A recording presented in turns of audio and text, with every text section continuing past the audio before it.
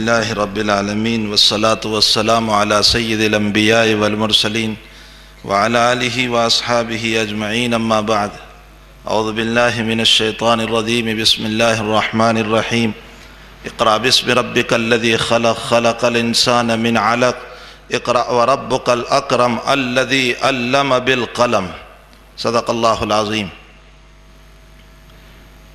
ہمارے معزز اسٹیج پر میرے سب ودیل براجمان ہمارے بھائی اور بہنیں اور آپ سب اور ہمارے یہ بچے، حقیقت یہ ہے کہ میں ہمارے ڈاکٹر ششی کانت صاحب کے بہت ساری کلم گجرات متر میں نے بھی دیکھی ہے اور بار بار یہ سوچتا تھا کہ یہ لیکھک کون ہے، પણ આજે અલ્લાહે મને એમની મુલાકાતનો મોકો આપ્યો.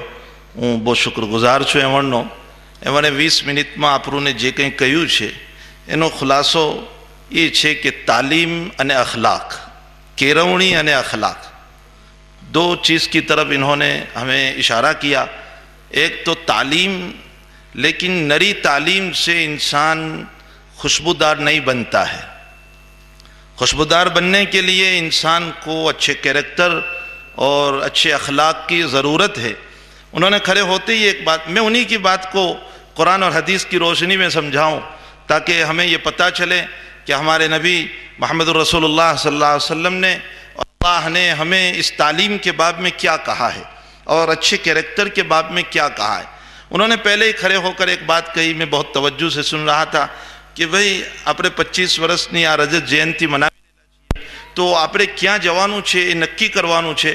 તો મુझे علامہ اقبال کا ایک شعر یاد آ گیا، نہیں ہے تیرا نشیمن قصر سلطانی کے گنبد پر، نہیں ہے تیرا نشیمن قصر سلطانی کے گنبد پر، تو شاہی ہے بسیرا کر پہاڑوں کی چٹانوں پر. تیری شان تو یہ ہونی چاہیے کہ تو صرف یہ سمجھ لے کہ میں ایک کلیکٹر بن جاؤں یا ایک ٹیچر بن جاؤں یا ایک معاملتدار بن جاؤں یا ایک ایم پی اور ایم ایل اے بن جاؤں. یہ ہماری شان نہیں ہے. ہمیں تو شاہین پرندے کی طرح پہاڑوں پر دوڑ دوڑ کر اپنا بسیرا کرنا چاہیے. صحیح ملک کا وفادار وہ ہے جس کے دل میں عہدوں کی بھاونا کے بغیر وہ ملک کی ہمدردی رکھ کر چلنے والا ہو، وہ ملک کا وفادار کہا جاتا ہے. اسی کہتے ہیں ملک کا وفادار. آج تو ہم دیکھتے ہیں جیسے ہی صبح گجرات سماچار یا متر یا بھاسکر کھول لیجئے تو پہلو જ આપણને આ મુલ્કના જે લોકો મોટા બનીને બેઠેલા છે તે લોકોનો ચિત્ર જ્યારે આપણી સામે આવે કે કરોડો નહીં અબજોની દુનિયાના અંદર આ આપણા મુલ્કને કેટલો પાછળ ધકેલી દીધો છે. ત્યારે આજે મોંઘવારી આટલે ઊંચે છે, એ મોંઘવારી કીધી નથી બલકે કરાવવામાં આવેલી છે. भला इसको मुल्क के वफादार नहीं कहा जा सकता. मुल्क के वफादार वो हैं जो किसी ओहदे के बगैर, जो किसी मनसब के बगैर, जो किसी ऊंची जगह पर बैठे बगैर, जैसे शशिकांत साहब ने कहा कि અહીંના જે मैनेजमेंट तबको છે, प्रमुख साहब છે और हमारे आचार्य साहब हैं, वो नीचे बैठे हुए. ये दलील है इस बात की कि इनके अखलाक और इनके कैरेक्टर ये बहुत ऊंचे हैं. तो इस पर मुझे ये शेर आ गया जो इकबाल ने कहा है, नहीं है तेरा नशेमन कसर सुल्तानी के गुंबद पर. यानी हम आज इस हाजी साहब के और कल उस बंगले पर और परसों उसकी दौलत पर नज़र करते रहें और हम ये सोचें कि हम भी ऐसे ही बैंक बैलेंस बना करके ऊंचे ऊंचे ओहदों पर या ऊंचे ऊंचे बंगलों में रहें. ये हमारी शान नहीं है. हमारी शान तो ये है कि हमारा मुल्क ऊंचे कैसे आए और हमारा मुल्क तरक्की कैसे करे. मैं खैर हमारे भाई जावेद मुझसे बड़ी मोहब्बत रखते हैं इसलिए चंद बातें कह दी, वरना ये बातें कहने की नहीं होती है. बेंगलोर में हमारे एक हाजी इसहाक साहब हैं, वो हर साल 7 निकाह कराते थे समूह लगन और वो ओनली मुस्लिम्स का निकाह कराते थे. गुज़श्ता साल मैं जब गया मैंने उनसे दरख्वास्त की कि मुल्क हमारा है और हम सब भाई भाई है, तो क्यों ओनली मुस्लिम ही को आप रखते हैं, हमारे उन गैर मुस्लिम भाइयों को क्यों नहीं रखते जो बेचारे गरीब हैं और अपनी बच्चियों का निकाह वो नहीं करा सकते हैं. और कर्नाटक का इलाका वो है कि जहाँ जहेज की एक बहुत बड़ी लानत है, यानी दहेज इतना मांगा जाता है जिसकी बुनियाद पर वो बच्चियां बेचारी बैठी है और بس ہمیں درد ہوتا ہے کہ وہ بچیاں پھر جب غلط راستے پر جاتی ہے تو ماں باپ سوسائڈ اور آپگھات کرنے پر تیار ہو جاتے ہیں. تو میں نے کہا کہ کیوں ہماری ان بچیوں کو بھی جو ہماری بیٹیاں ہیں ہم ان کے نکاح کا انتظام کیوں نہ کریں. انہوں نے گزشتہ سال 125 نکاح کرائے, اس میں سے 65 نکاح مسلم کے اور باقی سارے نکاح ہمارے غیر مسلم بیٹیوں کے تھے. اور میں نے خود کھڑے ہو کر آشیرواد دیا اور میں نے کہا بیٹیوں آپ ہماری بیٹی ہو اور آپ کے دل کو اور آپ کے مکان کو آباد کرنا یہ ہمارا فریضہ ہے. اس لیے کہ اسلام دھرم نہیں سرو دھرم کی یہ تعلیم ہے کہ غریبوں کی مدد کرو, غریبوں کی نصرت کرو اور جو پیچھے ہیں اسے آگے بڑھانے کی کوشش کرو. آج تو اپنے دماغ میں ایک ہی بات بیٹھ چکی ہے, وہ بات یہ ہے کہ مارا اتھی تھو جو ہے مارو نام آوو جو ہے. ہر جگہ ایک ہی بات چل رہی ہے, میرا ہاتھ میرا نام. نہیں, میں آپ سے ایک مثال دیتا ہوں.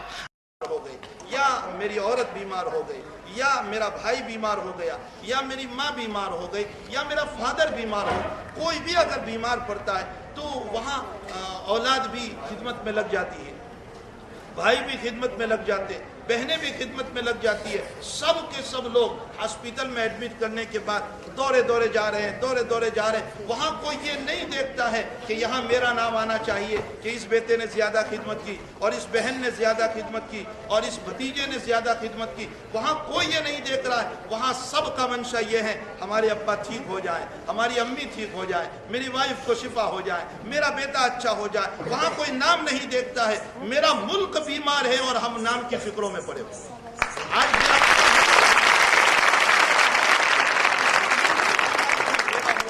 تعلیم سے بالکل معذوری ہے, یعنی جیسے پاؤں سے لولے لنگڑے ہو جاتے ہیں اسی طرح ہم تعلیم سے بھی بالکل لنگڑے ہو چکے ہیں. تعلیم نہ ہونے کی بنیاد پر آج معاشرہ برائیوں کی طرف جا رہا ہے. میرے پیغمبر صاحب کی ایک وانی میں آپ کو سناؤں, آپ کا ہردے رو پڑے گا. ہمارے پیغمبر صاحب نے فرمایا, ایک ایگزامپل دے کر, ایک مثال دے کر فرمایا کہ مثلا ایک پانی جہاز ہو جس کو ہم اسٹیمر کہتے ہیں.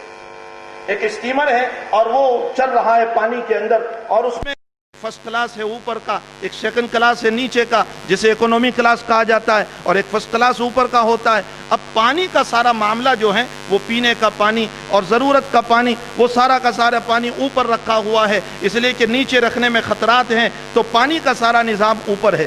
بیچارے نیچے جو اکنومک کلاس ہیں وہ پانی لینے کے لیے اوپر جاتے ہیں بار بار. اب جب اوپر پانی لینے کے لیے جا رہے ہیں تو اوپر والے جو فرسٹ کلاس میں بیٹھے ہیں نا, ویسے بھی فرسٹ کلاس والوں کا منہ تو ہر وقت تیرا ہی ہوتا ہے. جہاں بھی دیکھو فرسٹ کلاس والوں کا منہ تو ہر جگہ تیرا ہوتا ہے. اکنومک کو کون دیکھا کرتا ہے آج دنیا کے اندر؟ یہ بیچارے نیچے سے جب اوپر پانی لینے کے لیے جاتے ہیں تو فرسٹ کلاس والے منہ چڑھاتے ہیں کہ تمہارے آنے سے پانی گر رہا ہے, تمہارے آنے سے ہماری نیند میں خلل پڑ رہا ہے, ہماری ઊંઘ માં પ્રોબ્લેમ થઈ રહેલો છે, તમે વારંવાર અહીંયા કેમ આવો છો? اگر فرسٹ کلاس کے لوگ یہ منہ چرانے لگے تو نیچے والے یوں کہیں گے کہ پانی تو ہمارے بالکل ہی نیچے ہیں, ابھی ہم سوراخ کرتے ہیں پانی آنا شروع ہو جائے گا, ٹھیک ہے ہم اوپر نہیں آئیں گے نیچے ہی سے پانی لے لیں گے. یہ اگزامپل دیا محمد صلی اللہ تعالی علیہ وسلم نے. اس کے بعد آگے فرماتے ہیں یاد رکھو اگر فرسٹ کلاس والوں نے اکنومک والوں کو نہیں روکا نیچے سوراخ کرنے سے اور یہ نہیں کہا کہ بھائی ساری تکلیفیں ہم برداشت کریں گے, اوپر آ کر پانی لے جاؤ, نیچے سوراخ نہ کرو ورنہ تم بھی ڈوبو گے, ہمیں بھی لے ڈوبیں گے. اگر ان کو نہیں روکا ہے تو ظاہر سی بات ہے جہاز ڈوبے گا, اکنومک والے بھی ڈوبیں گے, فرسٹ کلاس والے بھی غرق ہو جائیں گے. ہمارے پیغمبر صاحب کی اس مثال سے ہم کیا سمجھے؟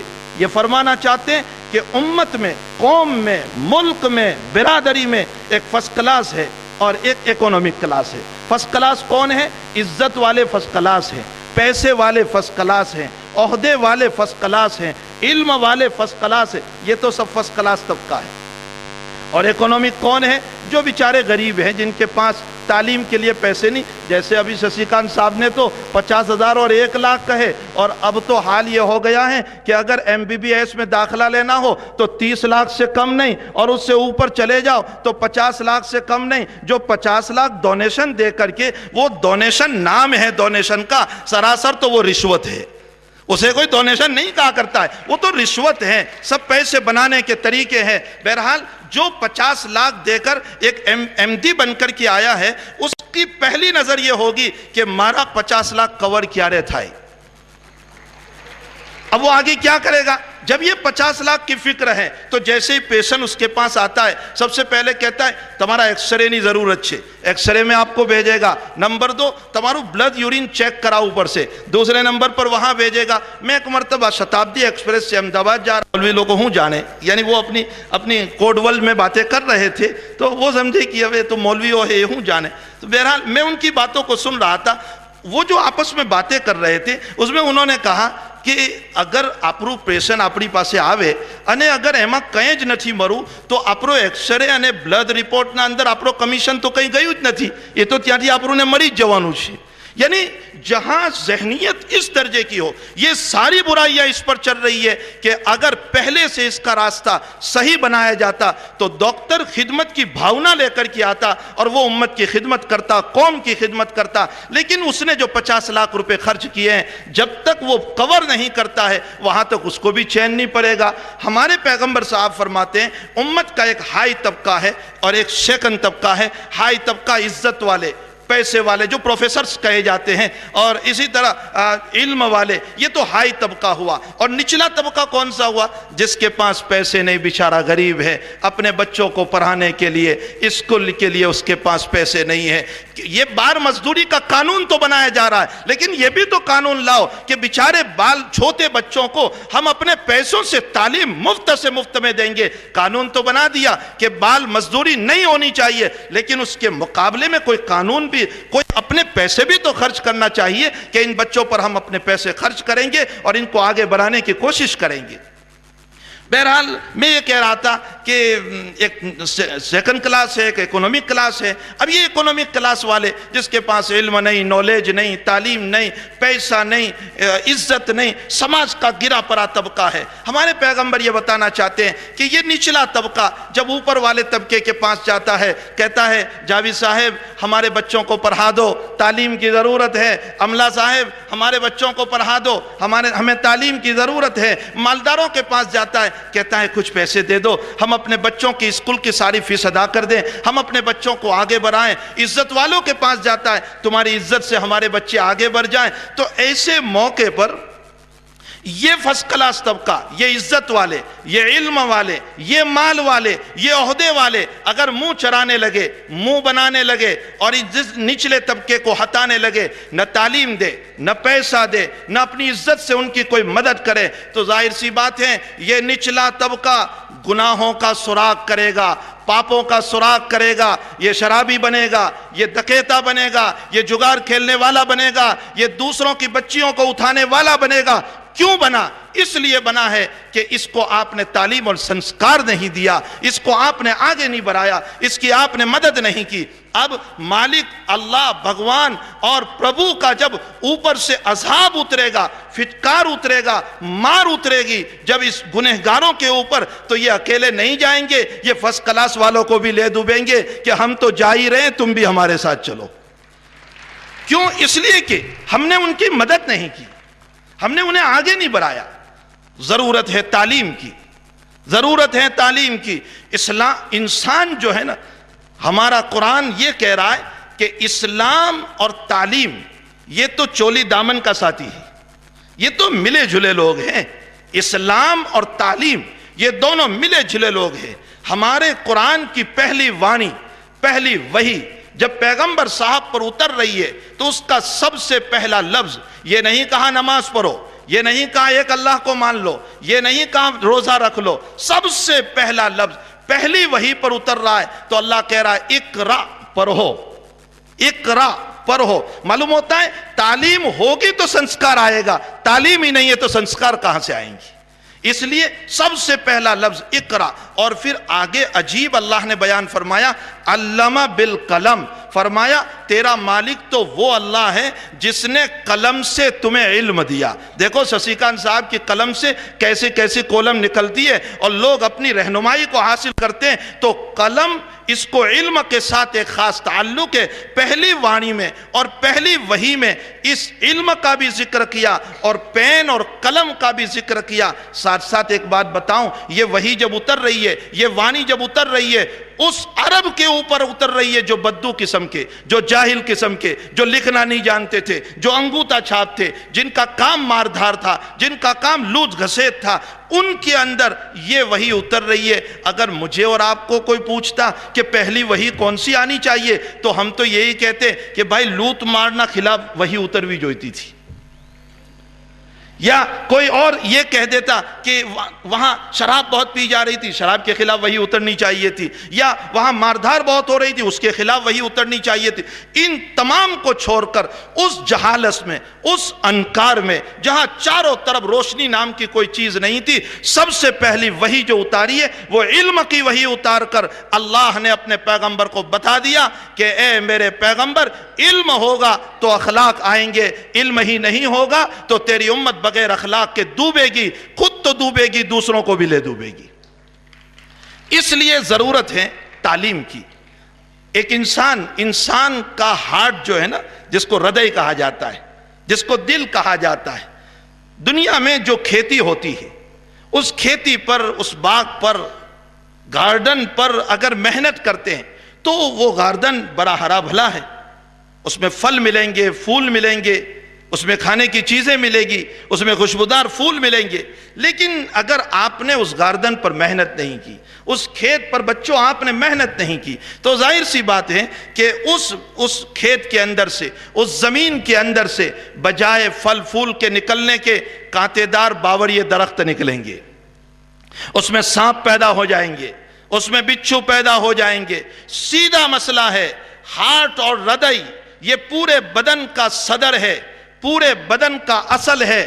اگر اس پر آپ محنت کرو گے اپنی تعلیم کے ذریعے سے تو اس سے اخلاق کے پھول، محبت کے پھول، تواضع کے پھول، ہمدردی کے پھول، ملک کی وفاداری کے پھول، ایک دوسرے کے کام آنے کے پھول، بڑوں کو آگے بڑھانے کے پھول، چھوٹوں پر محبت کرنے کے پھول، یہ سارے پھول اس دل کے ذریعے سے پیدا ہوں گے۔ اور اگر اس دل پر آپ نے تعلیم کے ذریعے سے محنت نہیں کی تو اس سے کانٹے دار درخت پیدا ہوں گے، اس سے سانپ پیدا ہوں گے، اس سے بچھو پیدا ہوں گے۔ کیسے بچھو، کیسے سانپ؟ جو خود کو تو تکلیف پہنچائیں گے، دوسروں کو بھی تکلیف پہنچائیں گے، جو سماج کا پردوشن کہا جائے گا، جو سماج کا بدبودار بنے گا، جو سماج کے اندر دوسروں کو ذلیل کرنے کی کوشش کرے گا، سماج کو مٹانے کی کوشش کرے گا۔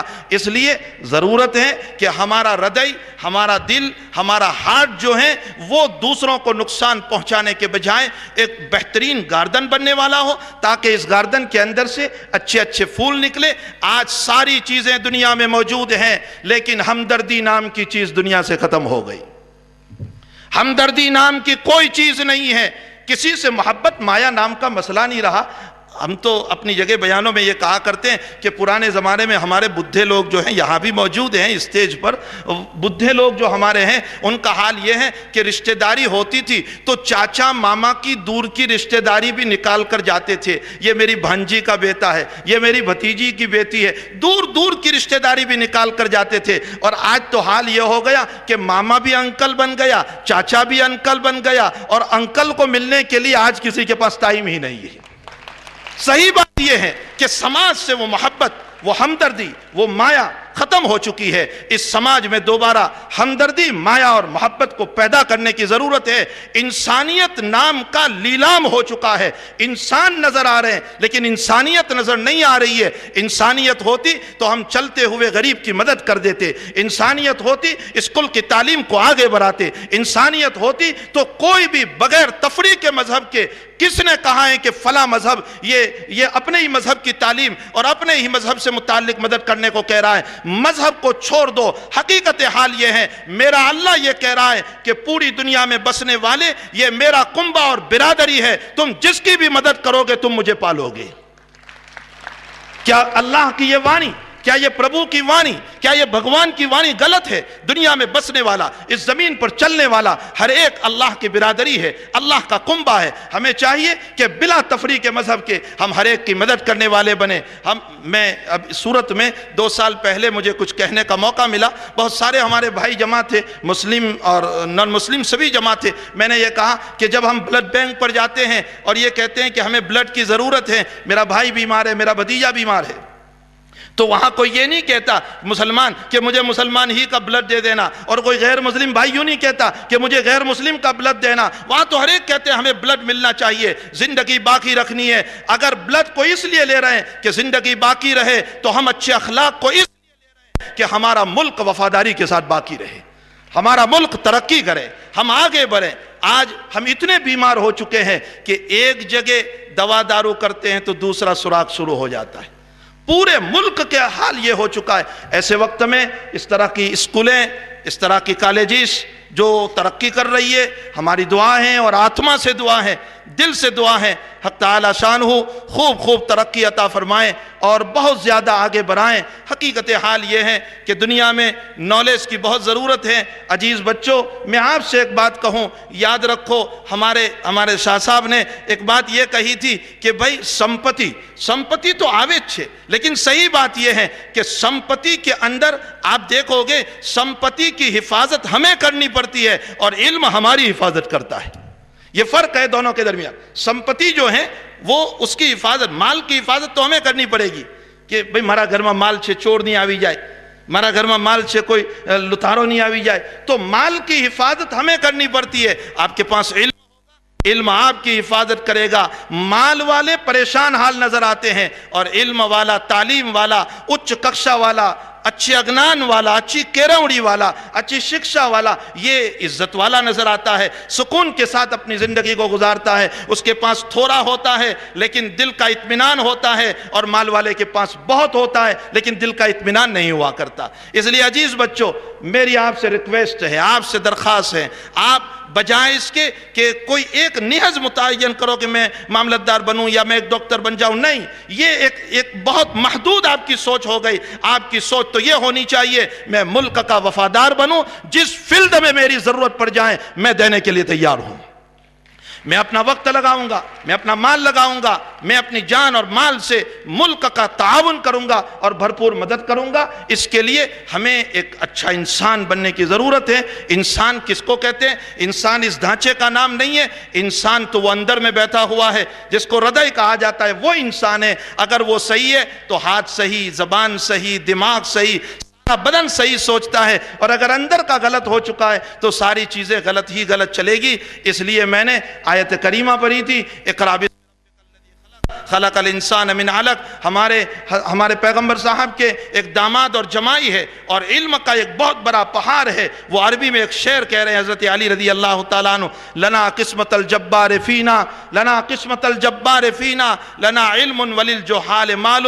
حضرت علی فرماتے ہیں ہماری خوش نصیبی ہے کہ ہمیں علم عطا کیا اور جاہلوں کو مال ملا. مال کے وہ حفاظت کر رہے ہیں، علم ہماری حفاظت کر رہا ہے. تو اگر آپ کے پاس علم ہوگا آپ بہت کچھ بن سکتے ہیں، ملک کے وفادار بن سکتے ہیں، اپنے ماتا پیتا کے قدردان بن سکتے ہیں. علم نہیں ہے تو حال یہ ہوگا جیسے کئی جگہوں پر آج کل ہو رہا ہے. اور میں تو ایک بات اور دوہرا دوں، وقت طویل ہوتا جا رہا ہے، میں ایک بات اور دوہرا دوں. باردولی میں گیا تھا، وہاں بھی سموہ لگن تھے. تو سموہ لگن کے اندر ہمارے ایک صاحب مجھ سے پہلے کھڑے ہوئے اور وہ اصل میں ایک طرف عورتوں کے بیٹھنے کا تھا، ایک طرف مردوں کے بیٹھنے کا تھا اور بیچ میں پارٹیشن تھا. تو ان جناب نے کھڑے ہو کر یہ کہا کہ منه بہુ خوشی تھی کہ آج آپ ہندو مسلم بھائیوں ملینے سموہ لگن کری رہی چھیے، پرنتو آپ پارٹیشن نہیں ہو جو ہیں خوشی نہ وقت ہے تو مرد અને عورتوں استری અને પુરુષોએ સાથે મળીને જ આ ખુશીને પ્રસંગને વધારવું જોઈએ.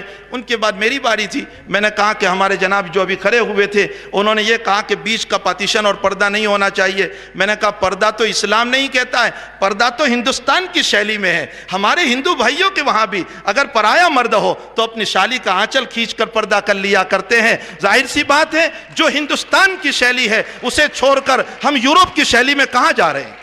یہ تو یورپ کا کلچر ہے کہ پردہ نہیں ہونا چاہیے، پارٹیشن نہیں ہونا چاہیے. ہندوستان کی شیلی پہلے سے یہ رہی ہے کہ ہر یہاں کی عورت اپنے مردوں سے پردہ کرتی ہے. یہ اسلام کا طریقہ نہیں ہے، ہندوستان کا بھی طریقہ ہے.